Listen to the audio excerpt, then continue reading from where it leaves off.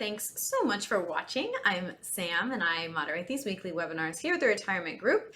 In just a minute, we're going to be joined by Patrick Ray, who is one of our senior advisors here, and he is going to be giving some insights on how to decide which debts to eliminate before you approach retirement.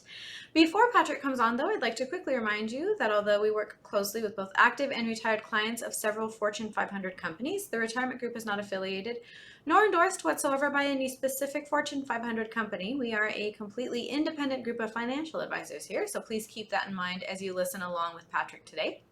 After his presentation, I will join him again just very quickly to ask him some of the questions that came through the Q&A box throughout his presentation. If you find you have a question while he's speaking, please feel free to ask away. It's completely anonymous, and Patrick will try to answer as many questions as he can. Time permitted, we do like to respect your time and keep these presentations short.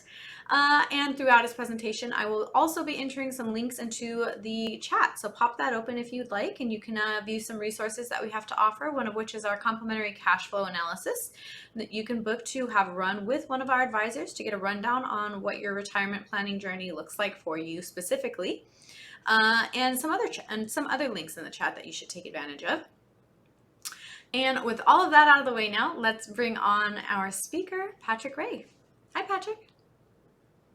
Thank you, Sam. Good afternoon, everyone. Thank you very much for joining us. We appreciate your attention today. And today I'm going to be talking about some of the strategic things that you either need to plan for or think through when you are anticipating transitioning into one of the most important financial decisions that you ever have to make, which is retirement. And so we're going to talk about the importance of being debt-free, if it's at all possible. We're going to talk a little bit about optimizing larger debts for retirement. And in that, we're going to talk about planning and loans and some housing things and some other details that might be relevant for you to consider. And then we're going to talk at the end about the importance of the planning process. And so in the beginning, we want to talk about the importance of being debt-free, right? It's a very simple concept, which is the idea of transitioning into retirement and having no debt. Clearly, that is the number one priority if you can make waves to figure out the ability to do so. And of course, it helps a ton with cash flow and the financial aspect of it. But it's amazing how much it deals or helps us with the emotional standpoint or aspect of not having to concern yourself with where your next meal is going to come from, or if you're going to have a roof over your head and those kind of things. And so in our experience, and I've been doing this for over 20 years, that it just helps the quality of your retirement lifestyle, which is a big issue and a concern for many folks, of course. And so if we are in a situation that we have to contemplate the debt side of things and how to tackle it and how to structure it and so forth, that we want to, of course, prioritize the things that are costing you the most, right? Most of that is unsecured debt with respect to credit cards and those kind of things. And we want to also figure out a way to attack that. And in addition, not lose the fact that we've got to continue to save for retirement. And especially if you're working for a company who matches, which most of them do at this point, some level of your 401k deposits, we've got to be 1,000% certain that we're taking advantage of the free money that comes into your household, in addition to approaching this debt-free environment where we're prioritizing which debts effectively to pay off. And one way we do that is we know our debt, basically understanding what debts you have, what the expenditures for those debts are with respect to the interest rates that you're paying, the terms in which you'd be required to pay them. And those are coupled with, credit cards and unsecured lines of credit with respect to, Best Buy accounts and buying furniture and the no interest things that are 12 months when you build a pool or whatever those things are that might be into your household as far as dealing with. And then, of course, this can translate also into student loan debt, which while our clients specifically don't have student loan debt for the most part, oftentimes they consider taking over student loan debt to help out their children, for example, who can't afford maybe to pay the student loan debt. So that needs to be addressed. And then probably the most frequent one, aside from having a mortgage payment that you're trying to finish off at some point, is the auto loan side of things, and specifically understanding the terms and the amounts that you're paying for would do wonders for your overall planning process. And what's unique about the cash flow analysis that Sam had mentioned at the very beginning, which is a complimentary service that we offer, is a way to pinpoint some of these things to help you figure out what the impact of it is over your life expectancy with relationship to your overall net worth. And so calculating extra payments to try to potentially speed those debt payments up to get rid of that is a crucial aspect of this planning process. And oh, by the way, we've been talking about this as a firm from day one, which is this is why we advocate that you start the planning process long before you decide to exit the payroll. Sometimes you don't get a chance to decide. You get to leave the payroll on your own terms, and you work for a company that says, "We appreciate what you've done for your time at the company, but we no longer have a position for you." And that may come as a surprise to many of you. Usually, it is a surprise, and so having an unexpected scenario like that comes up even advocates further why it's important to do some planning ahead of time so that you control to the greatest degree you can all of these aspects and some of these things that are even uncontrollable to the greatest degree. And so from the debt perspective, car loans and mortgage decisions and potentially strategizing on a prioritization of where your debt actually is. Car loans in retirement are a big one, right? So car loans have a relatively low interest rate in most cases. In fact, I often advocate that if you're due for a car, it's likely that you're going to need to buy a new car once you're in retirement, maybe even more than once. And so if it's possible for you to generate an agreement with a car dealership that has a no interest opportunity, and that often happens, where they're looking to push to get rid of cars or to sell cars, that you might have a chance to get into either a no interest loan or a very low 0.99 or 1.99% loan in some cases, which would be very reasonably managed with respect to cash flow, and that we would build that into your cash flow needs with how much money that you actually need to live off of. But of course, on the priority, we would consider paying that off, right? Or if there's any way to reduce it and or refinance it. Like, for example, considering using a home equity loan in a case where you get some potentially tax favorable scenarios to pay cash for your car. That might be something to consider, among other things. We've had people who consider, while they're still working, taking loans from their 401ks, which I'm not advocating, but it's certainly something that's been done, that you could do that and pay yourself back the loan with respect to the car. And there's no adverse tax ramifications or anything like that, assuming that you pay that loan back while you're still employed. So there's ways that you could consider car loans, but this is specifically referring to the car loan that you might consider in retirement. And of course, the lower interest rate environment, or having a no interest scenario, or maybe you do business with GM Financial or Ford Credit or whomever it may be, and they're giving special rates to sell some additional cars. So those are all things that you obviously would want to consider.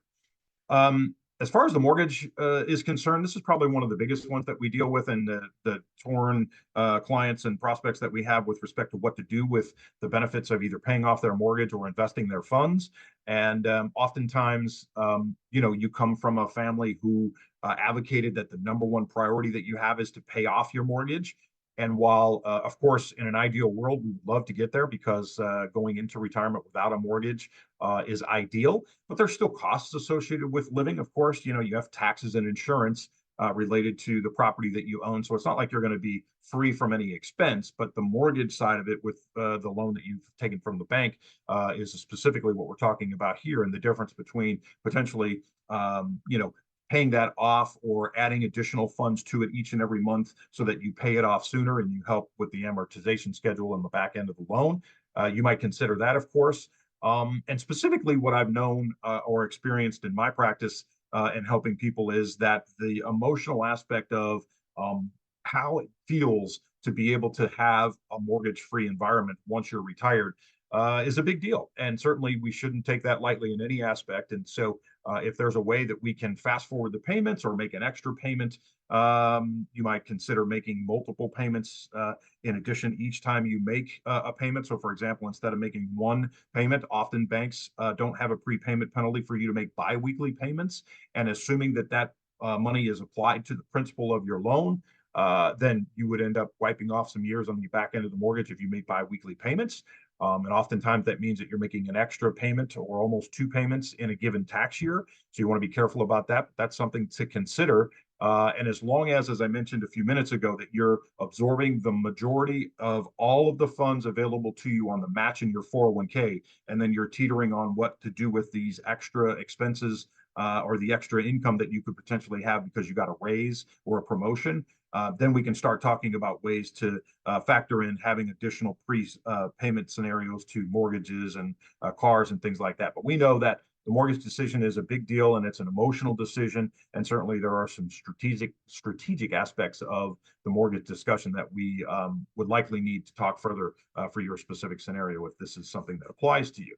And from a debt prioritization perspective, what we're looking to do here is if you have a bunch of debt and some of that incurs or is included with unsecured debt, credit card debt, where you're getting charged 19 to 20, maybe even 25, or in some cases 29% on these interest payments, we've got to prioritize how to structure a schedule so that you can attack this debt to the greatest degree you can and focus on the high debt of what's most expensive for you and work downward to the most least expensive for you. And so, especially as close to or getting close to retirement per se in the big picture of things, this is unbelievably important.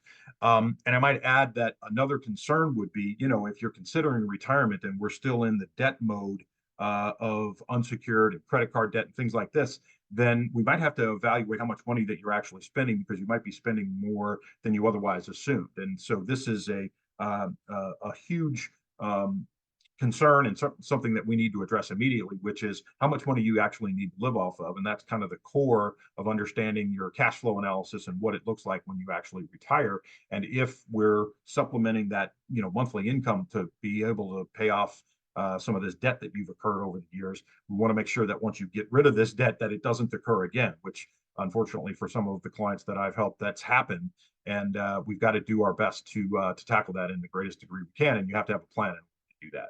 So from a planning perspective and considering these other loans and housing and all these other key strategies that among others that we've talked about a little bit this afternoon, managing retirement income and expenses, navigating student loans in the event that they apply to you, the mortgage repayment strategies, and then we'll do a little recap. So these are the final bullet points that I want to cover.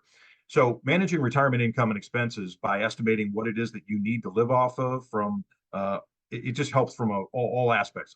Planning, the emotional side of this. We know that retirement is one of the most stressful events that you'll ever have to go through. So the more that you plan, the more likely you'll be able to transition into retirement as stress-free as possible. Okay.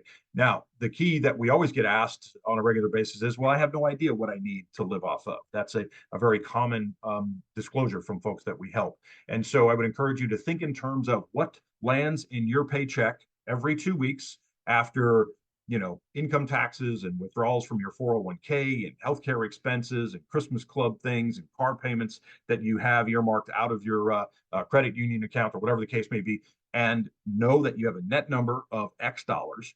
And then, of course, if you have that twice a month, then we consider multiplying that number by 2. And that's where we start. That is a net number that you can utilize in an effort to figure out where we start on what it is that you need to live off of. And then you might say to yourself, well, we run a cash flow analysis based on this and say, oh man, that doesn't seem like enough money. And so we can obviously back into an appropriate plan with maybe it's because it's not enough because of the debt structure that we need to come up with as far as a coordinated plan to tackle.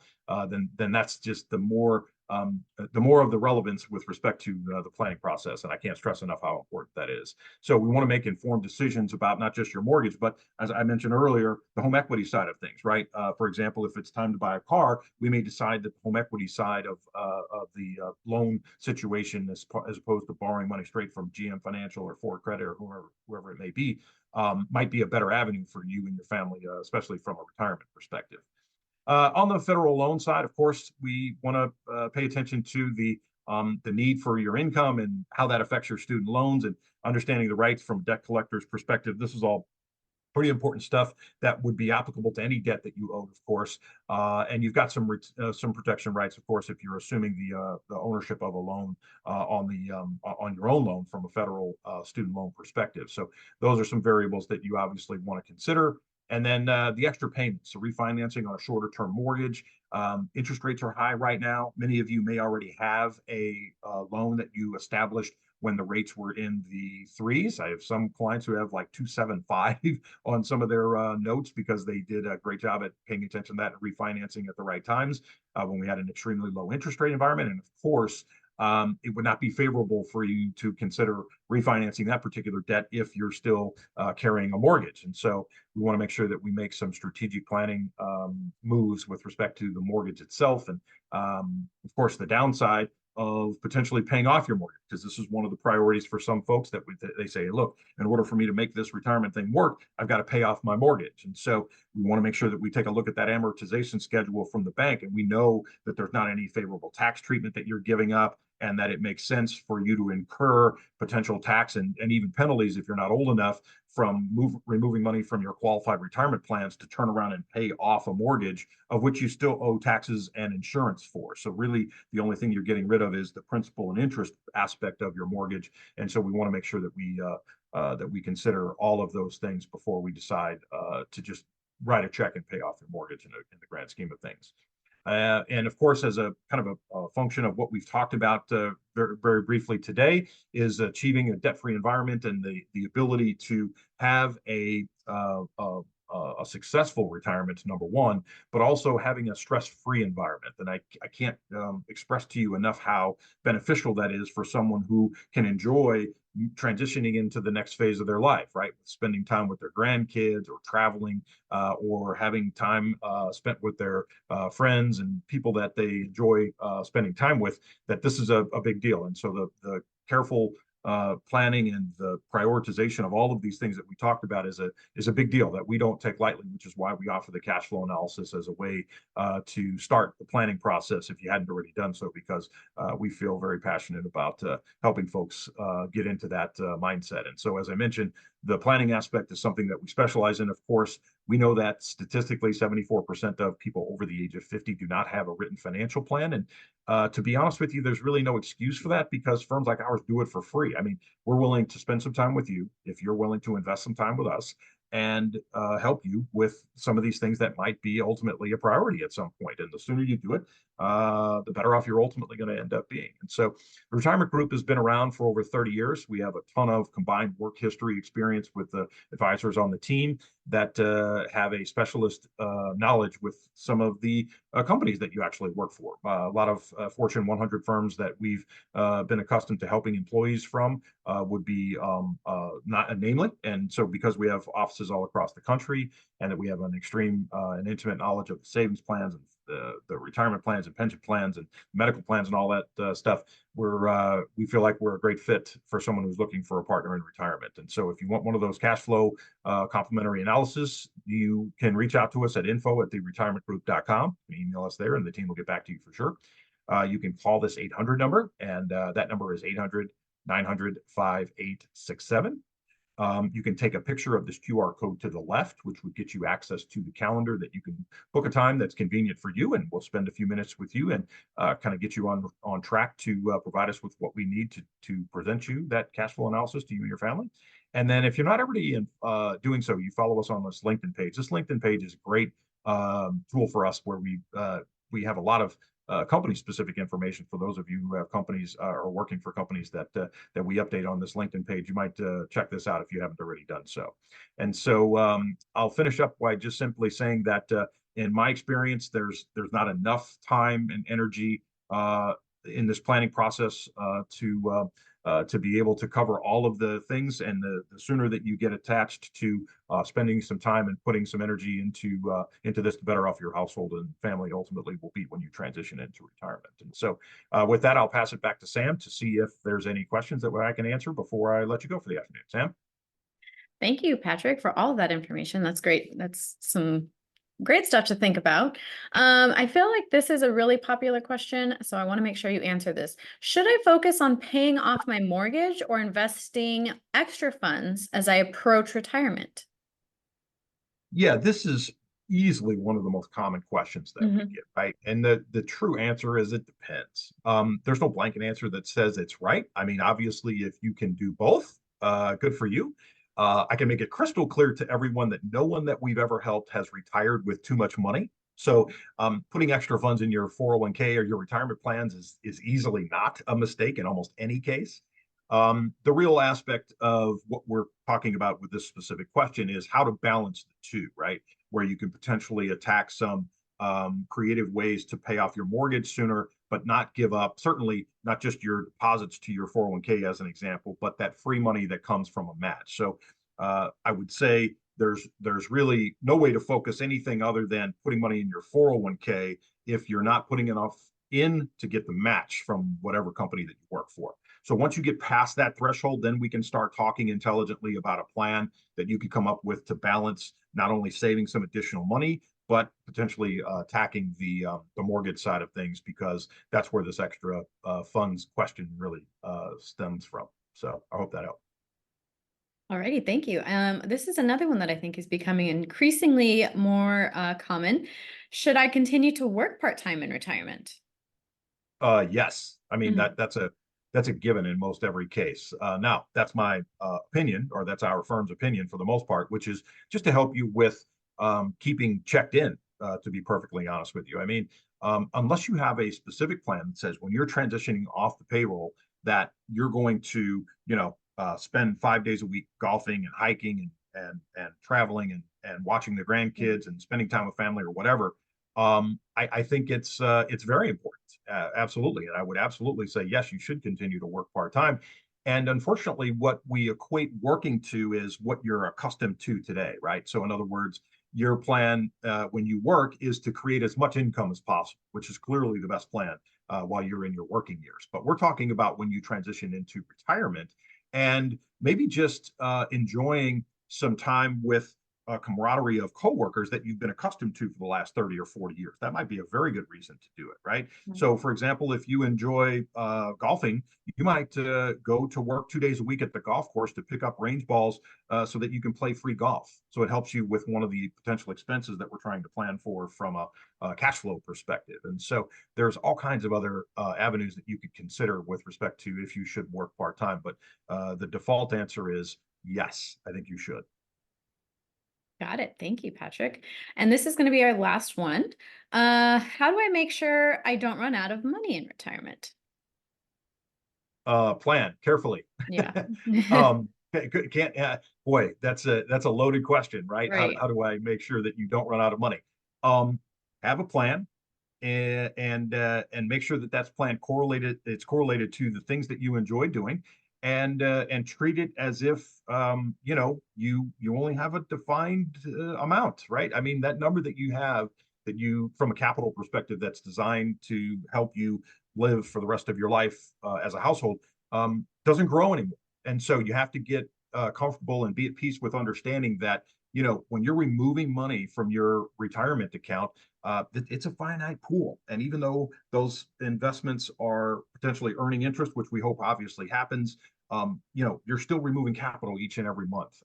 So when you can go out of your way to ensure that you're spending money on the things you need to spend money on and not anything more over and above that, then you're doing pretty much what you can to help yourself avoid running out of money, right?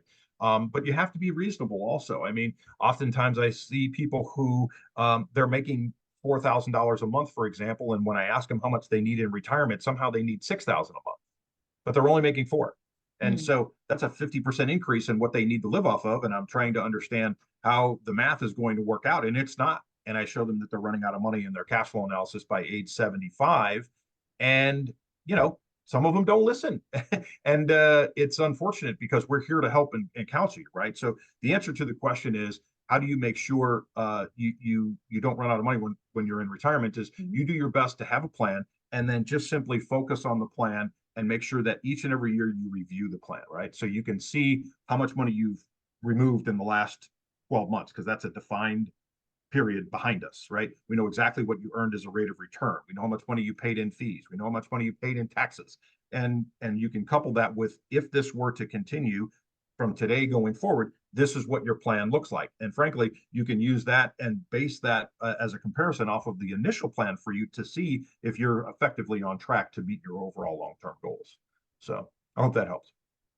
That definitely helps. Alrighty, Patrick, that was all we had time for today. We kept it nice and short. Any last words before we go? I don't. I can't stress enough how the importance of the planning process plays a role in what it is that we're talking about, whether we're trying to tackle debt or figure out how to, manage your mortgage or additional healthcare expenses that you may have, and all of these other things. And so, yeah, take advantage of the opportunity that you have. Where we're delighted to spend some time with you if you want to spend some time with us. And so, with that, we'll let you go for the afternoon. We hope you found some value in what we had to talk about, and we'll see you next time. Thanks. Thank you, everybody. Thank you, Patrick.